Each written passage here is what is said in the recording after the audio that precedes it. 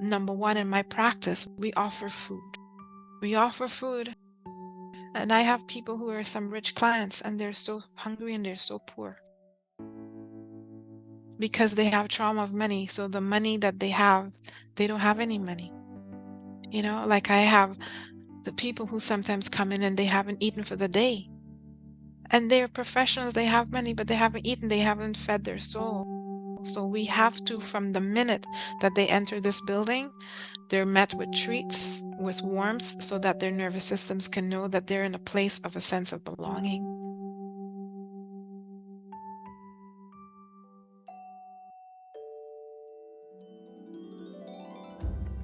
This is the Gifts of Trauma podcast. Stories of transformation and healing through compassionate inquiry.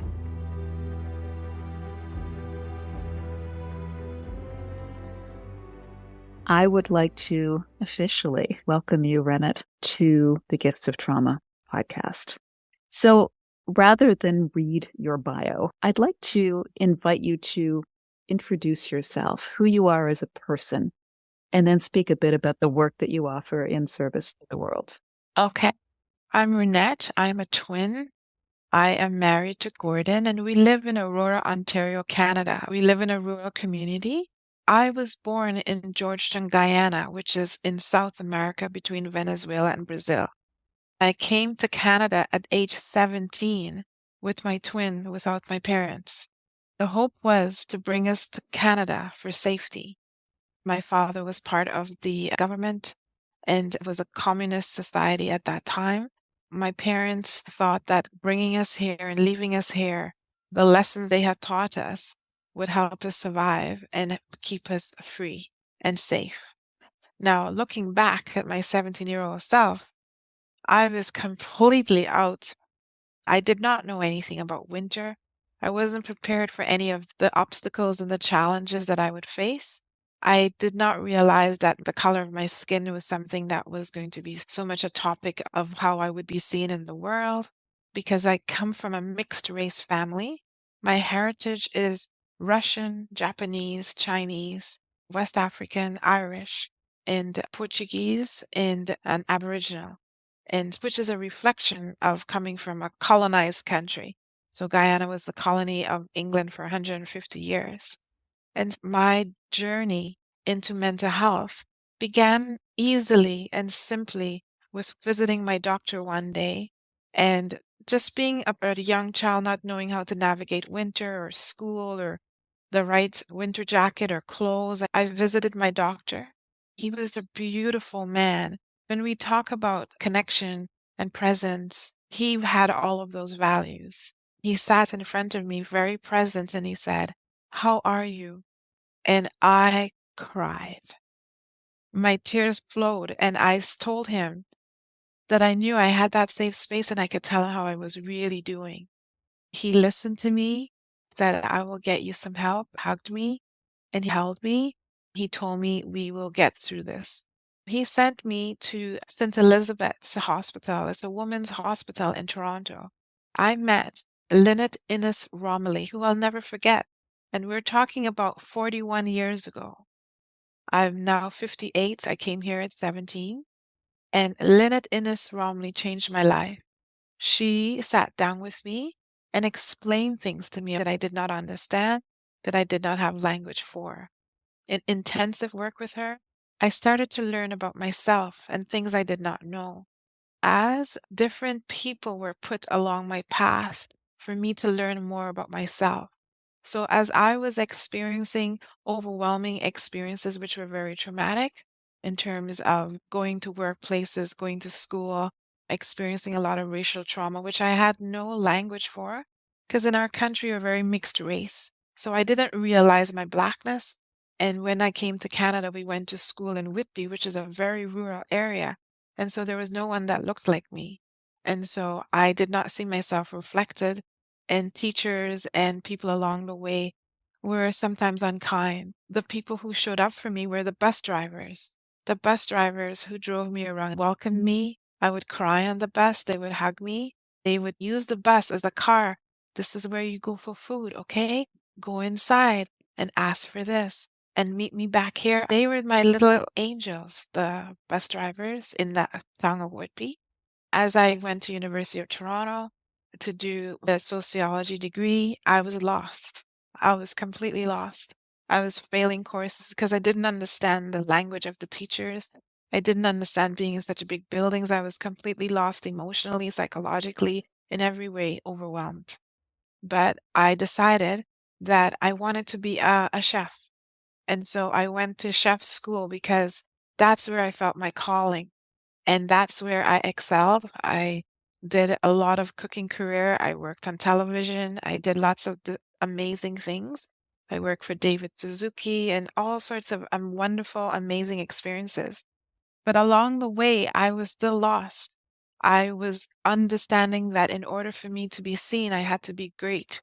I had to win all the awards. I had to excel at everything. And that led to a lot of fatigue in my nervous system.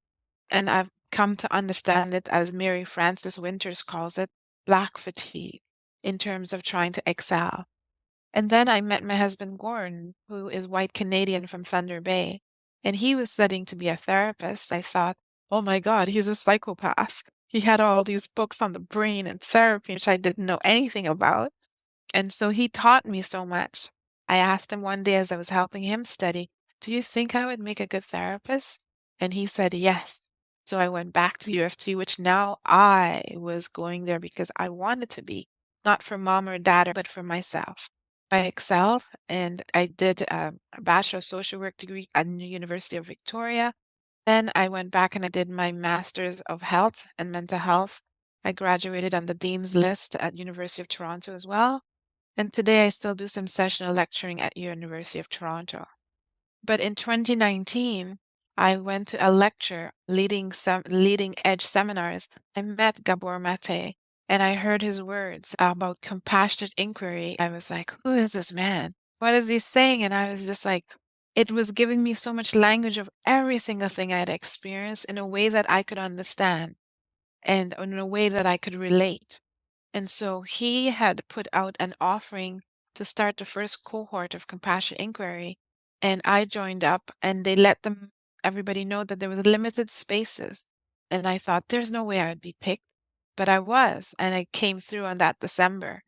My belief at the time and assumption was that this was going to be an experience where I was going to learn things and it was going to be about clients. I would bring client issues and I was going to do all this stuff about clients.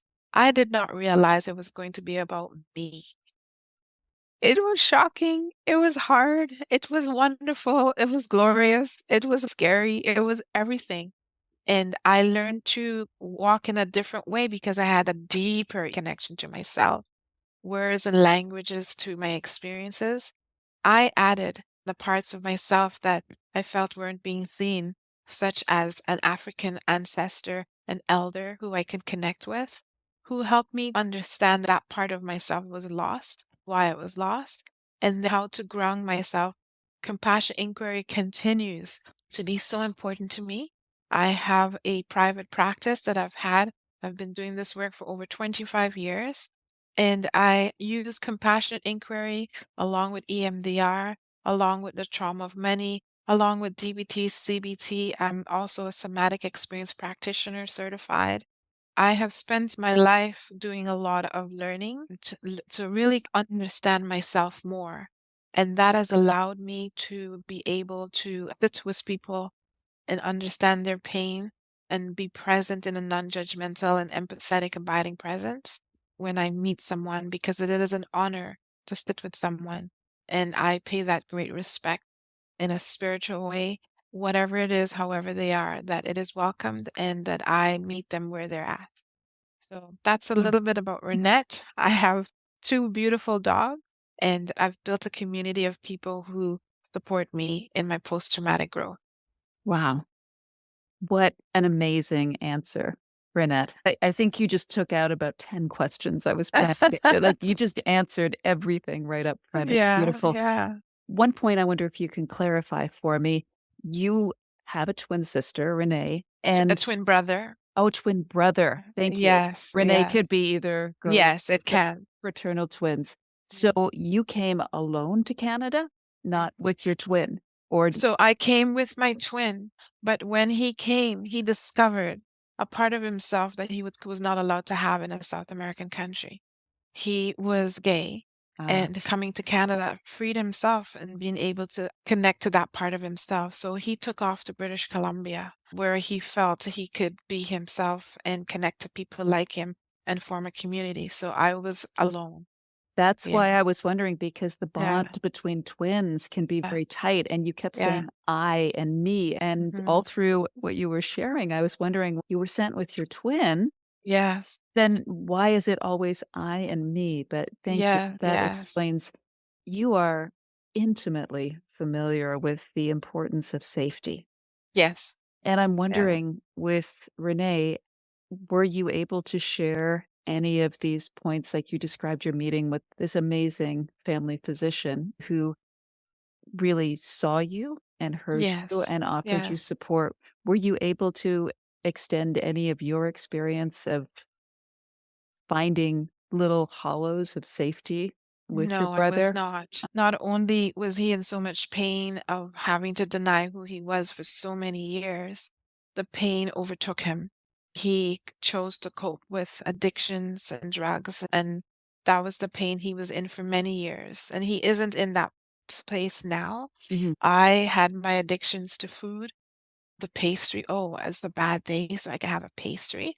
I grew up to be about over 400 pounds walking with a cane. I had a work addiction as well, because the more I worked, the more I could keep myself safe, because I understood that if I didn't work, I didn't have a place to live. And Mhm. so there were many times I was quasi homeless, and times even though I had a home, I was homeless because there were four walls, but there was not a home. For me, I have been homeless for over 30 years, and it's only the last 10 years that I've had a home. Yeah. Wow. Mhm. That really explains. I saw on your website that your heart really is all about supporting children, adolescents, individuals, and families. What you've just shared really speaks to that. I'm wondering, you've also got a quote from yourself on your Yeah. website that I'd like to share. It's a Yes. you say, building on a client's strengths within a supportive environment is the key to enhanced mental health. Yes. Yeah.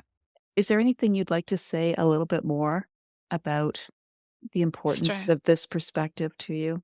Often, as we go through experiences that are overwhelming and we have no language, it feels like we're broken, like we're suffering. There's just sadness and childhood traumas of things that our parents weren't able to hold for us.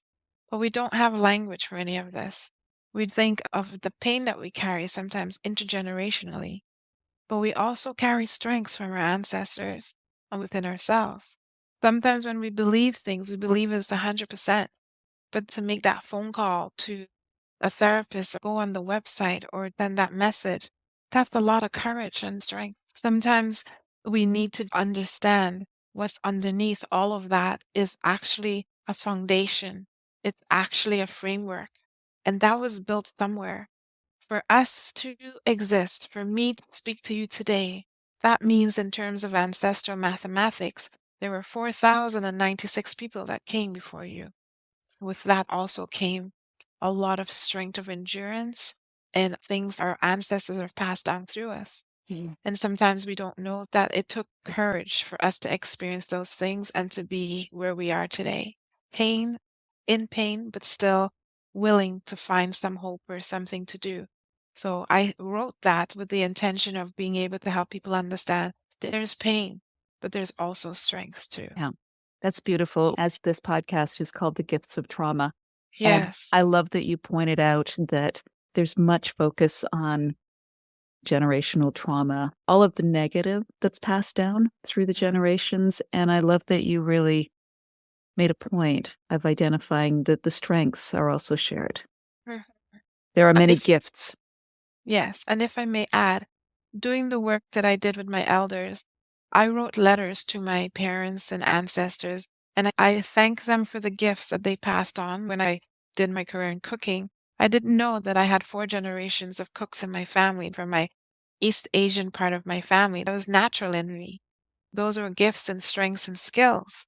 Your work helps people gain the realization, the insight that we are all so deeply connected. It shifts everything for a person when we have that insight. We're not isolated. We're all much more alike than we are different. So That's right. I did my ancestry DNA, and it all boiled down to one woman in Africa. We all come from that DNA.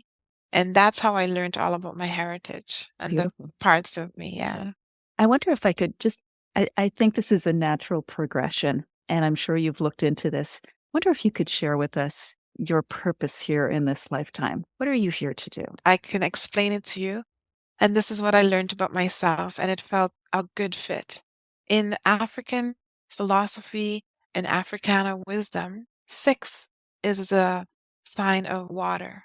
Water is healing, it's yielding. Water are great leaders of faith and people, shamans, and people who hold special blessings to be able to help others heal. I learned that I was born in the year 1966, so I have a double water. And a double water means a great person who will be able to lead and heal others. And so for me, that was shocking because I do know that when I sit in front of other people, they feel and tell me that they feel seen and heard. I'm always keen and curious to be aware that it's an honor. Even as I sit in front of you today, I'm really just paying attention to you and just tuning to how you breathe and the questions you ask, and I'm very here with you. Yeah, I can feel Yeah, that. I can yeah, definitely feel that. Thank you. yeah, The world needs you and many more like you yeah. offering this gift. From your story that you shared, your specializations make so much sense. And I'm going to quote what you say on your website. Rennet's practice incorporates how lived experiences of marginalization and Mhm. structural inequality are held in the Yes, body. I'd like to speak a bit about these as well as your specialization in money trauma, which yes, intrigues yeah. me. The impression I'm receiving is that everything you specialize in today has been a lived experience for you. Mhm, mhm. What a beautiful question. In terms of the lived experience in our bodies, they're stored in fragments. Sometimes it's very scattering of our attention, our ability to focus and attend and be with. We have to learn about those parts of ourselves, right? Our experiences right from birth and the way we were introduced to things, we hold those. They were role model to us. Our brain absorbed those memories, those role modeling. As we get older, we get pulled into those patterns of repeating intergenerationally. Money is one of those things. In terms of myself, the way I was introduced to money was that my father would ask me to spell things, and then he would give me 5 cents or 10 cents. So I would learn that if I was to be correct, I would get some money. So I would play really hard, but I knew how to spell the word. I would get money. I saw that money brought privilege. Our home was very privileged because of my father's job, but both of my parents came from poverty. They used money to make the house more elated.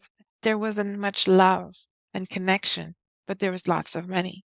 When we're introduced to money in our lives, think of it as a person. Sometimes money is elusive. Sometimes it comes in and it leaves us. Sometimes it doesn't come at all. All of the trauma work that we're doing, we all have and carry trauma of money in how money came into our lives and how money operates in our lives and how we use money. Sometimes we avoid even the bills. We don't want to see things.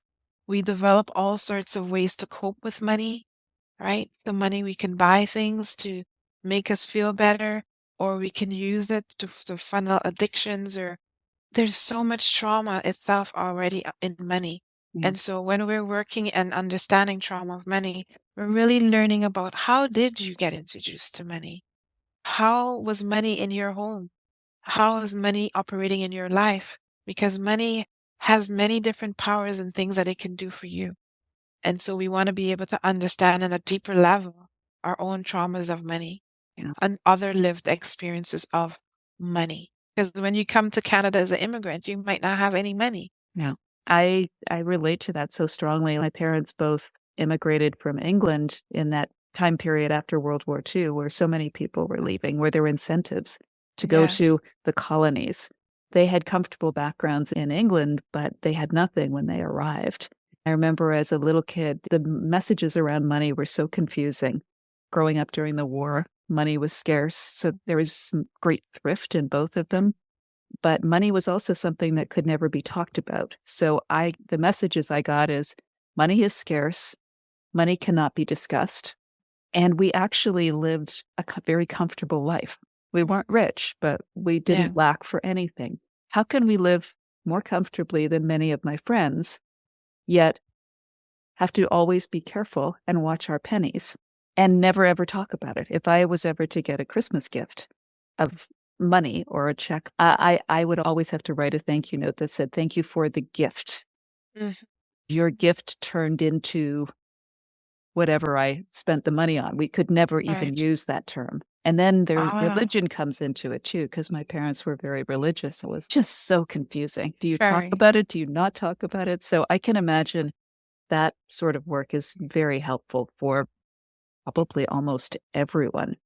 And it shows up in our lives today in the way we relate to money, Yeah. right? Yeah. So if in your experience money is scarce, but we're thrifty about it, even just having money can make you feel guilty and make you feel like all sorts of different uncomfortable feelings because money was something that was not supposed a secret. You Mhm. don't talk about it. So then issues come up around money and our tongues are tied about it because we can't seek help or go Yeah. anywhere because we can't talk about it. Yeah. Yeah. So Yeah. it's fascinating.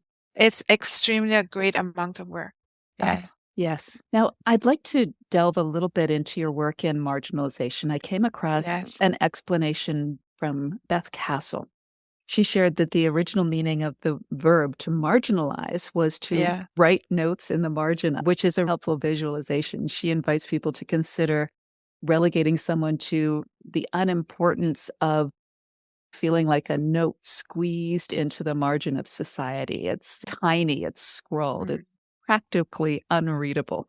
That was a great visual for me. This is your area of expertise. How would you offer your perspective for our listeners on how marginalization shows up, where it shows up, and Yeah. how it impacts people? That is such a broad question, but it's so personal because I would love to say I can speak for everybody, but I can share my experiences and how I support people. Number one, when people come and sit in our offices, they sometimes don't even understand that they have been marginalized. They just know that they've been through an experience as an example and they've had to go off on a medical leave, let's say the psychoeducation around marginalization or around discrimination or systemic oppression or racialized trauma, all of those things are language that we have to teach people. We have to start first with naming, with being able to help people understand, oh, this is what happened to me. And to realize that, oh my gosh, this is what's been happening to me for a long time. I had no idea. But these microaggressions, we call them, pile up and they become things in our nervous system where we can become hypervigilant. And yet we don't realize that we've been marginalized. That doesn't only mean that people of color are marginalized, it can happen for other groups, women, children, made to feel like they're ignored, made to feel that they're less than. I broaden that perspective depending on the client that I'm sitting with, that they have experiences of being marginalized, right? And if we're talking with a person of color, there is often a lot of mixed emotions of having to always be hypervigilant in their nervous system. I can speak for myself. In almost every single workplace that I worked in, I was marginalized. I was always the only person of color, and I was usually hired so that the company can show that there was diversity, which was just Rennet. That meant they expected me to act and be a certain way. One company, I had braids and decided I would no longer have braids. I changed my hairstyle and I was pulled into the office and screamed at, "Where is your braids? You were hired for your braids." So those were the experiences that for me were so confusing and I did not understand why I was being treated like that. being marginalized and made to feel like you're on the margins and you don't matter can happen to everyone. But speaking through the lens of systemic racism, where all the systems together are not recognizing and perpetuate marginalization of people of color, is something very different. And so Yeah. you have that awareness in your body when you go into the store. You have that awareness when you show up anywhere. Recently, even a new store just opened in my community that I love. I felt a sense of community there, and a new person was hired. I was speaking to the person cashing me out, and they were saying, "It's cold today." And I said, "I'm so cold. My fingers are curling up." And he was saying, "I'm so cold too." And we were sharing a moment of humanity. Yelled across to me, a new cashier, "Where are you from? Why are you cold?" And then she started naming countries. "Are you from this country, that country, this country, whatever?" Because she was expecting me that because I said I was cold, I should be from somewhere else. I didn't belong. And so that sense of being told all the time that you don't belong keeps you on the margins. Yeah. Or the sense of if I'm in a meeting with academia and I'm thinking I'm finally here and being passed over, everyone's introducing themselves and then it comes to me and they just pass over me. Or sitting in a classroom and not being acknowledged. Or the teacher deliberately ignoring you and disregarding you. Or all these subtle places or people asking about your hair or touching your hair or telling you, "I know a person like you, a black person," or one of the worst ones I had. Someone did a lot of research to figure out which boats my ancestors must have come from. And they wanted me to explain why my name is Wong, why I have an Asian name, and that I should have to say that at every meeting to tell people why my name is my name and why my hair is this. And it was just on and on. Being marginalized means different things for different people. There is, let's say, yesterday, doing some clinical supervision and listening to a woman with a disability who was being marginalized because of her disability and because of her choice, that she has been trafficked for most of her life. And so that was her work. And so she doesn't want to go back to work anymore, but she's being marginalized and things taken away from her because the worker doesn't understand that she's been marginalized. The worker just feels you're not complying with me, and therefore you lose privileges to attend all of this other stuff. Don't recognize her marginalization as a woman with disability who didn't want to work because work meant something else for her. So there's complexity when we say the word marginalized. That could mean a whole bunch of things for different people.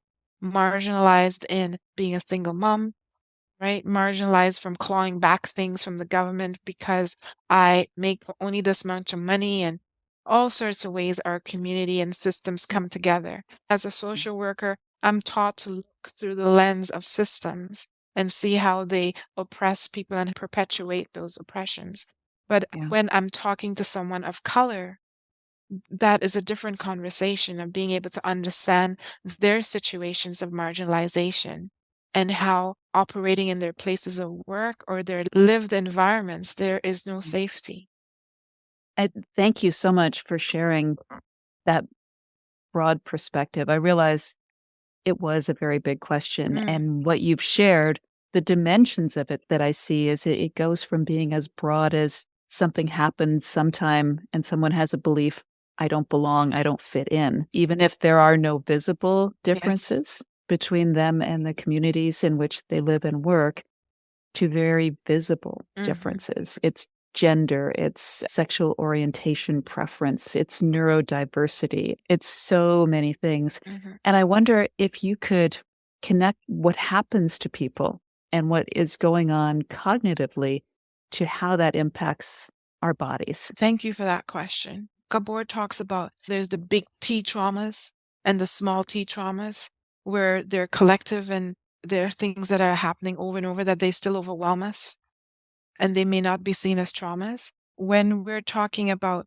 going into the world and experiencing these trauma, microaggressions, and everything, our nervous systems is always helping us manage. And it's helping us manage beyond our awareness, right? It's neuroception in terms of polyvagal theory. that our nervous system is scanning always for danger and for signs of what to do next. As our nervous systems have developed over their lifetime, we develop survival strategies that are brilliantly creative. That as we keep using these strategies because they helped us once when we were very young, we still keep using them today, even though they may no longer be necessary. But we may Yeah. not have awareness of that. My job is being able to help people to peel back and to understand how the nervous system is in flight and what that might look like as they sit, the turning away or not being present. It's in fight and being having to have that constant state of aggression that I have to fight in order to be in the freeze states of just like maybe have some clients who have to it has to go slower because they're really always frozen and they have to wake up really gently. They have to be gentle with themselves because their body wants to help them freeze or submit. Right? We have clients who are easy to submit, use a submission response, or always looking for the attachment, where someone might be having multiple one night stands or always cheating on their partners because they have an attached response. Our bodies help us cope all different ways. And we have fierce protectors within us that develop and help us manage. Getting to know all of that takes a lot of work to have a degree of compassion for ourselves and to understand how these parts work within us. Our nervous system is always in service of us, is always in service of the things that we're going through. And so we're having to understand how the nervous system itself may be wired to be in a sense of, I am not safe, the world is not safe, people can't be trusted. And then how we can build in ways somatically through the body because talk therapy or experience don't happen in the air. They happen within us, within our body. So the interventions have to include the body and have to include us learning to work with our body and learning to feel the states that the survival state, being able to befriend them, being able to understand why they're there, and to be able to then come back home and come back into a place of rest and come back into a place of connection with ourselves, to be able to change and to help those parts understand we are here in the present. So sometimes there's this dual attentiveness of one foot in the past and one foot in the present, and helping clients understand how to bridge that by connecting back into themselves, into their breath, into their body. The whole idea of connecting into the body could be unsafe for people. Even using the word safe can be so triggering for my clients because they've never known safe. So for me to say, let's build a safe container, whoa, big trigger. So the body is safe for someone whose body was never safe. There's ways that we have to listen to what's happening for someone, how they're moving their body, and being curious and being able to help them slowly titrate very small. We don't do any big steps because then the body can go, nope, this is not happening. So we have to be very gentle in how we are helping people integrate the survival responses with then being able to come into the present with a degree of calm and a bigger degree of connection to the first trauma, which was the disconnection of the self, now back into the connection of themselves. But it's going to be different for different people and how they go about doing that. What I'm wondering is, do people come to you because they have what they might describe as a physical symptom, maybe recurring headaches, maybe they've got a lot of jaw clenching or grinding happening at night, Mhm. and no one has been able to help them figure out what this physical ailment, Yes. where it's coming from, how to address it. And then Hmm. they come in and meet with you and realize that there are emotional, Yes, traumatic, the roots are not where they expected, if I could that's put it right. that way. Every single day. You mentioned the jaw, the stomach, the head, all of the physical aches and pains and ailments that they've gone through. And it is so invalidating the experience of going to the doctor and saying, this is happening for me. But we ordered the test and the test said it's normal. Then they come into therapy to understand how things get stored in the body. and how you can go to all of these specialists and have all these tests and nothing show up, and you think something's wrong with me, but I know that I'm experiencing this. And then here you come to therapy and someone says, this is how trauma looks like in the body. This is the legacy of trauma in the body. And these are some of the symptoms of what it could look like. I use a lot of visual aids to be able to show people the body and parts of the body that hold trauma. For example, I had this one gentleman who had huge issues with his jaw, living in chronic pain with his jaw. There were so many secrets in his family that he was never allowed to share. He had jaw surgeries. He had his jaw growing in different places in different ways, and it was all around the holding of secrets in his jaw. So we were able to do some work with him to help him release his jaw, and now he has lessened the pain. People who come with tinnitus, the ringing in the ears, or people who come with issues in their stomach, digestive issues. As we know, with the threat response, the first thing to go offline is digestion. So there's lots of digestive issues. And I too had to learn that for myself because I live with chronic pain. I had to understand the buildup of where all of that came from, right? From a little child who would freeze all the time to keep herself safe. And that freezing and constricting all of my muscles led to a lot of pain. And yes, we see people coming here as a last resort because someone said to them, maybe you might need some mental health. And they're confused because I'm not crazy. There's nothing wrong with me mentally. And then we gently invite them to understand how the body holds the pain that they've been through and the different parts. As a somatic practitioner, using compassionate inquiry, we get to be curious of how long, how young, how far away did these first start? And just hold space for them to be able to remember, to be able to delve back into their memories, to understand some of the emotions that go along with those memories, and to be able to understand how certain beliefs got developed and core beliefs about themselves for having these challenges and how they got compounded along the way. Again, going back to people who are coming here with issues around the body and gently inviting them to explain what's been happening for that part of the body.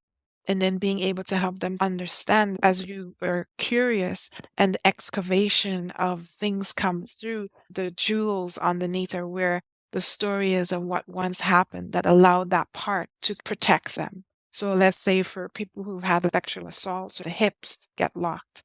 There's a lot of pelvic floor issues. There's a lot of different issues that happen with them that they're living with. And doctors have told them there's nothing wrong. And yet they live with such pain. Yeah, I hear I you. hope that answers your It question. does. And Yeah, you yeah. also brought to mind someone I worked with who was close to 80 years old. I would have never had an opportunity to work with him if he hadn't had what his medical doctor called a mental breakdown. He grew up in a Eastern European household, very harsh, very critical, very rough, a lot of anger, a lot of drinking. And he had been suppressing his rage to the extent that it eventually ended up in this mental breakdown. And we didn't work together for very long. It was only about 10 weeks. But in that short period of time, with sort of a blend of somatic and compassionate inquiry work, he was able to understand exactly what happened, understand his childhood, all that went on. The only reason I bring this up is anyone listening, there's no age limit. If you're curious, if you're in pain, if you're uncomfortable, whenever you feel ready to unpack this, don't let any limitations, cultural beliefs stop you from getting answers. Just really Yeah. exploring and finding out what's happening with you, because it could be anything. It could be anything. We all have blind spots. Our patterns are so familiar to us.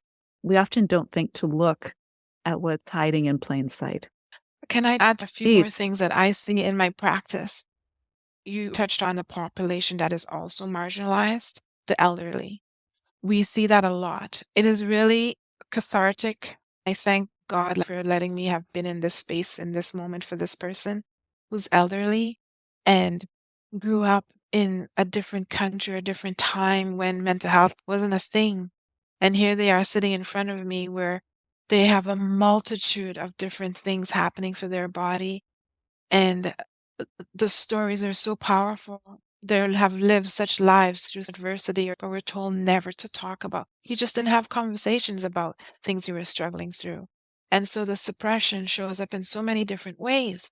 Your example about a gentleman who came, I had the same thing happen this week, but this gentleman was a doctor. He's always stoic and has been suppressing everything. And then suddenly he fell apart at the hospitals and places where his colleagues are and everything. That's a bit of marginalization for him to be able to access support. He completely fell apart. He didn't know where he was. He didn't know anything. The suppression took over everywhere. And so luckily within a week we were able to get some stabilization, but he was in and out of hospital. But luckily someone had referred him to us. And so we see a lot of people who are elderly who go through those symptoms. But I also see on the other extreme a lot of people who are in professional careers who are the leaders. For example, I had a meeting with the mayor last week, and he was showing me a picture of people who had obtained funding for children in the community for getting mental health support. And I looked at him and I showed him, see this picture of all of these people sitting here, the ones who had obtained funding and who had done all this work? These are my next clients. These people all sitting in this room, all of them who are doing all this work. Where is all of the stress and their mental health? Who's helping them when they're going home and the dealing with imposter syndrome or not feeling enough? Where do they access help? You have to ask yourself, we are all human beings. We all have stuff. Whether you're an athlete, whether you're a young child who parents are going through so much and you don't know how to express or cognitively talk about what you're experiencing, to the elderly, we all can benefit from some support. Everyone needs someone to talk to. I tell students all the time, get into therapy, or else you can really hurt your clients. Everybody needs someone in their back pocket that they can have a safe, confidential space to say, this is what's going on for me. Now, I wonder if we could shift a little bit to your work with structural inequality. You spoke a little bit Yeah. about your social work lens and how you see systems and structures. The structural inequalities are things that already exist. I'll give you an example because I think examples help to speak well. When we think of the trauma of money, for example, Black people were commodities. They were owned and they had a value. When slavery was abolished, they were already hundreds of years behind in how much money they could make and land they could own and access to different resources. So there was already a structural thing in place where they couldn't buy land. They weren't allowed to access certain things. That's a structural inequality put in place by the whole government structure, right? When we talk about people who can't access certain resources because their resume comes on the desk and their name is really different. They don't have access to that job because their name sounds different. That's the structural piece.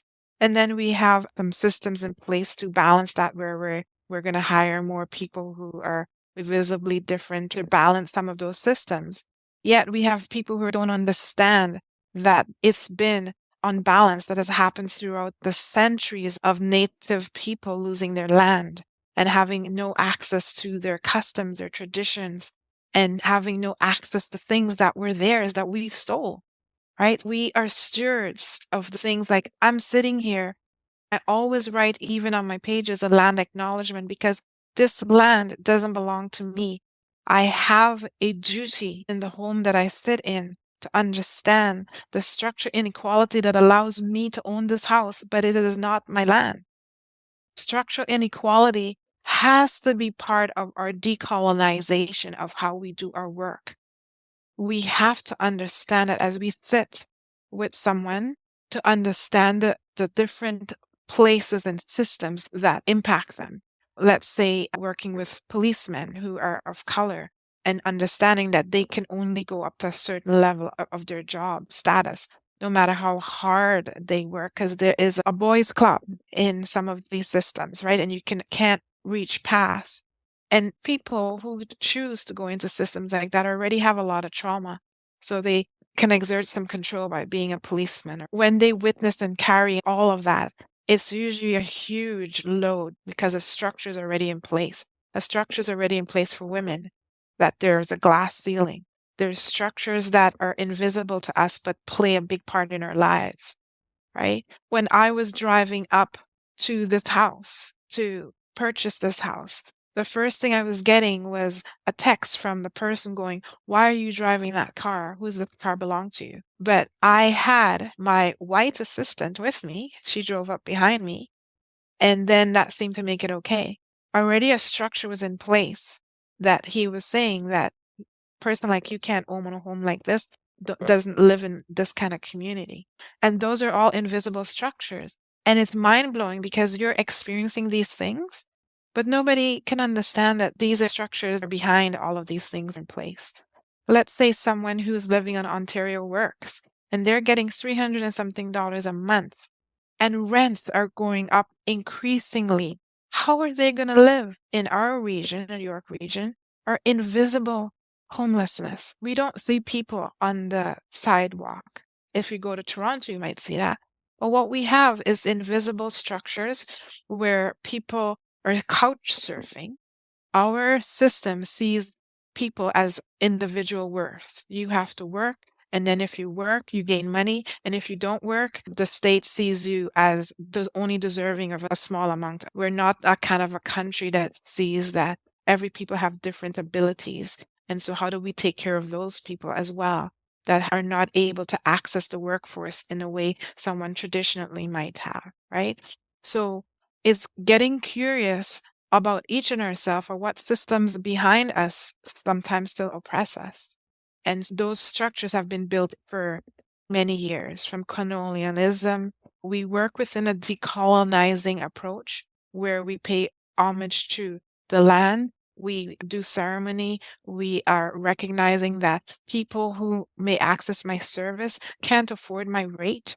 How do we get some people to pay and some people who we can actually offer some help? Because we're always thinking, having to think in a decolonizing, those structures are still working to impinge upon those, and they're not less deserving, but they're made to feel that they're less deserving, right? So if someone even is a client and they lose their house tomorrow, they lose their job, that doesn't mean that they suddenly lose therapy.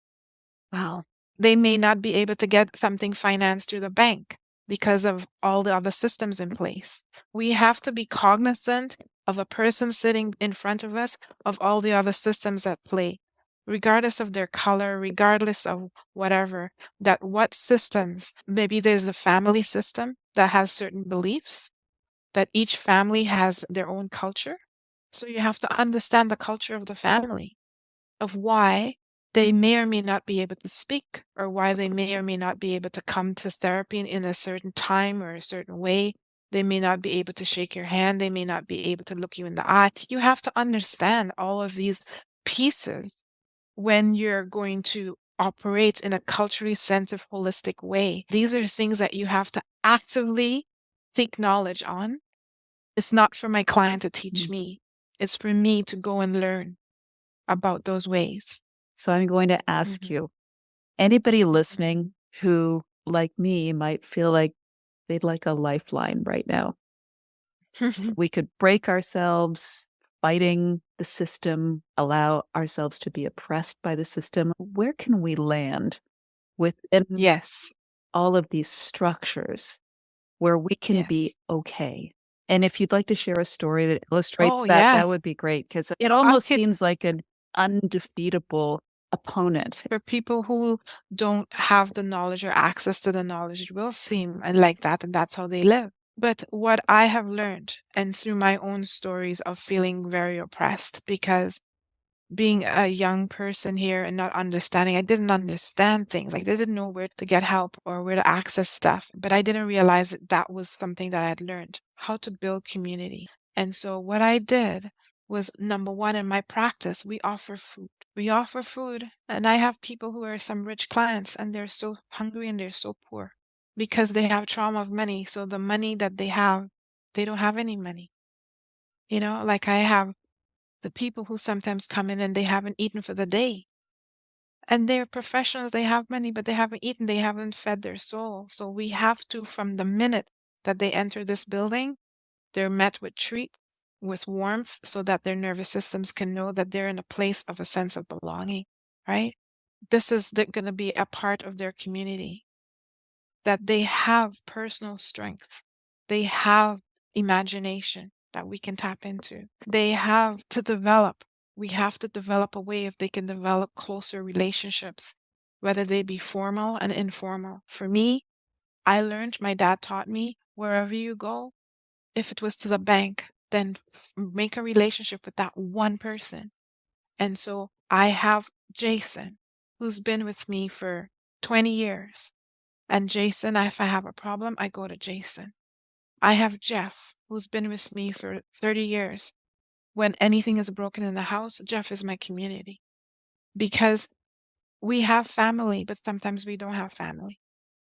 My family, there were 2 marriages, and the first family does not acknowledge me as their sister. So I have a brother and sister here in Canada who are 20 years older than me, but they don't acknowledge me as their sister. So I had to learn how to really build a community for myself with sisters and brothers that I created so I can also access new opportunities, new knowledge, new connections. And that helped me to gain different ideas and different ways that people had different wisdom that they can offer me and hold me and stand behind me when I felt that there was nowhere else I could turn. I could cry and have my tears be held and also know that someone, oh yeah, I know this person. I have Tracy who does all the gardening and things like that. I have my best friend Gwenda who lives in Calgary, who when I was sick and I was living all on my own at Young and Eglinton, and we met when we were going to do French immersion. And we just said hello on our bicycles, and we've been friends for 30 years. She's my community. I can call her. She is my sister you know? So we have to be able to call on our humanity within each other to help, Yeah. right? We have to build those kind of places where we can come home, where we have a sense of belonging. And it may be a formal person, like a therapist, but it could also be friendships that we create along the way that are become our people. And we have to remember the spiritual connection that we have to build, whether it be the grass or water we sit in front or the stones we hold, that we feel that we have a sense of belonging and we can go home to ourselves and learn how to access that part of ourselves too. So that though we live within a system that we are not going to be able to change in our lifetime, that we have other ways and access that we can work within those systems. When I had no money to pay rent, Gwenda, my best friend, she was on her honeymoon. And I called her and I said, I can't pay my rent. And she left her honeymoon, drove 8 hours to pay my rent so that I could be and bought me food. And when I went to pay her back, she said to me, I don't know what you're talking about. And I said, but Gwenda, you helped me. And she's like, I don't know what you're talking about. And later on, I was able to help her and her children in a different way as she was going through her own life experience. And so the systems that were squeezing on her, I was able to show up for her and her children. And that's how we carry it on. And that's how we manage. And that's how we can thrive by having people that we learn we can count on, right? And so that's the way I offer Yeah. it in my heart and myself. Yeah. My heart really felt your response. Gosh, I asked you for a lifeline, and you gave me so much more than a life raft. I've been trying to think of metaphors like a cruise ship, an island, a village, like a network, actually a safety net is what you Mhm. offered in your response. We Yeah. find those people who are kindred souls in one way or another, and we hang on to them. Yes. We Yeah. build our own social network, our safety net. So thank you for Yes. that. That was so moving. Yes. Yeah. There's been a theme emerging as we've spoken, and it seems that there are so many hidden aspects. It's almost like we've been talking about icebergs, where Hmm. 75% is underwater and unseen. So, one thing that Hmm. really intrigued me about another of your specializations is loud and silent trauma. And I came across a blog post, which I'll put in the show notes. It was written by Gretchen Schmeiser, and she speaks about the challenge of quiet moments for trauma survivors. So I'm going to paraphrase and just read a little of what she Hmm. said, if that's okay. She says, healing isn't quiet. The feelings that go with trauma healing, the grief, sadness, and anger, take over like wildcats. It's frightening when those feelings go away as you can't protect yourself from the tiger you can't see. Is it laying in wait to attack out of the blue? When you live through trauma, you get used to the noise. So moments of calm, quiet, or contentment are unfamiliar. You worked hard to heal, and suddenly you find yourself lost in a world of quiet. The noise of trauma is gone, and you're not prepared for these moments. You don't have the skills to sit still, to be quiet, to wonder, to reflect. It takes all of our patience and compassion to hold ourselves in this new space the way we would an infant or a child who needs reassurance. For trauma survivors, growth isn't toughness, it's softness. It's not hard work, but allowing rest. I'd love your perception around that take on the healing trauma process. Yes. Wow. My mind was just filled with so many ideas of things because obviously, as working on myself and seeing clients, I see that a lot, a lot. The first example comes to my mind is just sitting with families who are always in perpetual crisis. It's very hard. They're always waiting for the next shoe to drop because they're used to sitting in crisis and being in crisis. And they do not understand how the quietness of something not happening is really also very triggering because we go from one extreme to the other can be traumatic, right? Rest is Resistance, one of the books that I had put for today, written by Patricia Hersey. It is something we have to cultivate. I know a lot of people who catch themselves resting who are suddenly freaked out, like, oh my gosh, I should be up doing something really quick. I know people who are beaten because they were resting. Healing is a practice of practicing and cultivating. And I always remembered Brene Brown's word of joy is one of the hardest emotions to have. To be able to access joy, you have to practice it because what we have is foreboding joy. Like, oh my God, like something's about to happen. Oh my gosh, I feel okay. Oh no, something's gonna happen. There's always that going on for us. So the quietness that we have to be able to learn to be with, again, comes from connecting from within, learning the practice of that and then allowing us ourselves little bits of rest so that we learn that our body learning that to rest we allow all our body to come into a state of homeostasis of resting. We notice the trigger or the activation of a trigger or something come online and we notice it, but we learn how to observe it, that it's there and why it's there. And just to notice, like a car driving by, we just learn to observe that that's there and without judgment, and then just allow ourselves to come back into rest again. So it's a practice over and over and over again to be able to allow that stillness to become part of our life. And you brought me to a memory of the sweetness of rest. The sweetness of rest when on a Sunday we've developed, my husband and I, where we rest, the dogs rest with us, and you just fall into the sweetness of sleep where you nap and you didn't realize you napped, but you woke up and you had napped. And the beautiful sweetness of, oh, there was a nap. And one of the ways that I have learned is that things that were not offered to me as a child, for example, discovering that I don't have any memories of a bedtime story being read to me. in the last few months, I discovered Beatrice Potter and Peter the Rabbit. And so my husband tucks me in now and reads me a bedtime story of Peter Rabbit or something. And so I have like a bridge into resting with the story. So we could come up with all these creative ways of helping our body rest, whether it's a piece of music, a guided meditation, or something, but they are ways of resting. And we are still allowing our bodies to learn this new thing of not having to be active in something, but be just to be. Yeah. Beautiful. Yeah. Beautiful. That's I love that picture that you just painted of you all cozy, tucked up in bed, and your husband reading you Beatrix Potter. Oh, beautiful. Yes. And it's extra challenging today, I think, because we've got all of these tools of distraction.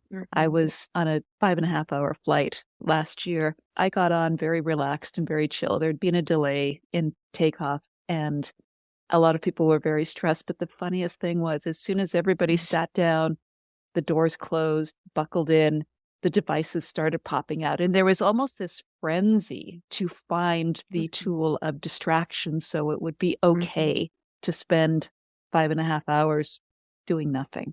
And you have shared so much. It's been such a rich conversation. I wonder if I could invite you to close out our time today with some thoughts, some words that might settle people for whom so many thoughts and so many insights have been activated just listening to you. I wonder if you could offer some closing words. Yes. When you said the word offer, I thought of a plate. And I thought of like things on a plate. And I am offering them to you, and you get to choose what you need or what you would like to sample. Beautiful.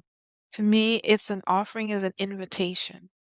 And so I am thankful for the opportunity that you gave me today by the invitation for me to sample what it is like to do my first podcast. I thank you. First of all, thank you. I thank you for your beautiful questions. I always had a dream to share my story in some way. And today you gave me that opportunity, and I thank you for that.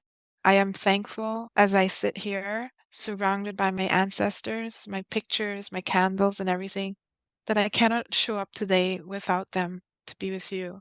So I offer to people to always understand that they have things that mean a lot to them, that they can bring with them, be with them, that they are not alone, that they always have somebody that they can call upon. And it doesn't mean that our ancestors renew them, but they're still there and they can still be a source of comfort and for us to not to be alone.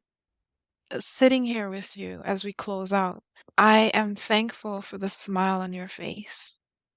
I am thankful for your eyes that have been so kind and have been helpful to me to ground me in the space as we have our conversation today, sharing our humanity.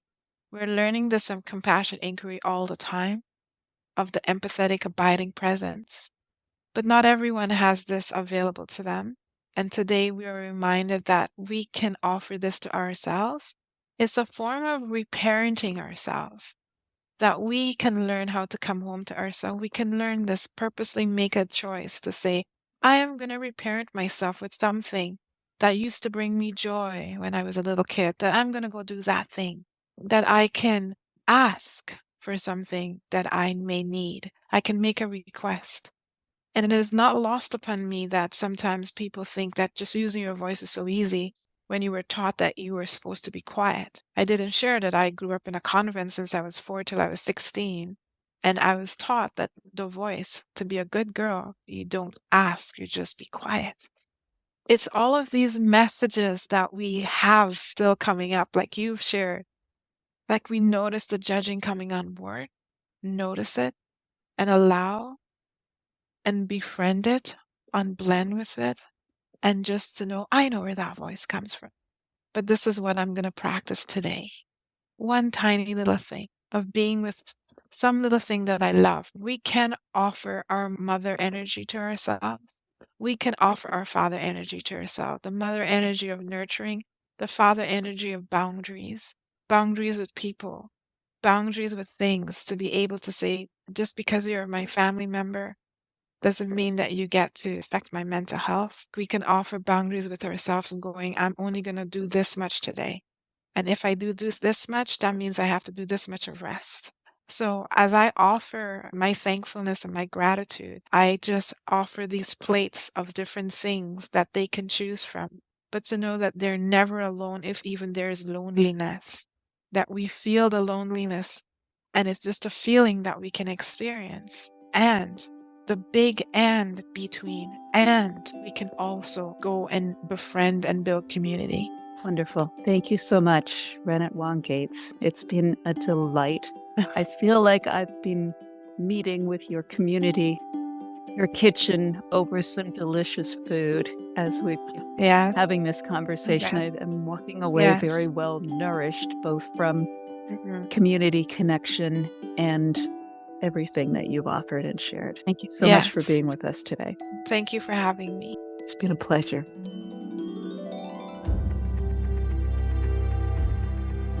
The Gifts of Trauma is a weekly podcast that features personal stories of trauma healing, transformation, and the gifts revealed on the path to authenticity. Please note, this podcast is for informational purposes only. It is not a substitute for personal therapy or a DIY formula for self-therapy. We'd like to thank you for being here today, and we'd also like to thank our guests, as well as Gabor Mate, Sataram Kaur, and the Compassionate Inquiry admin team, marketing team, and podcast team. Please join us again next week to hear more stories of transformation and healing through Compassionate Inquiry.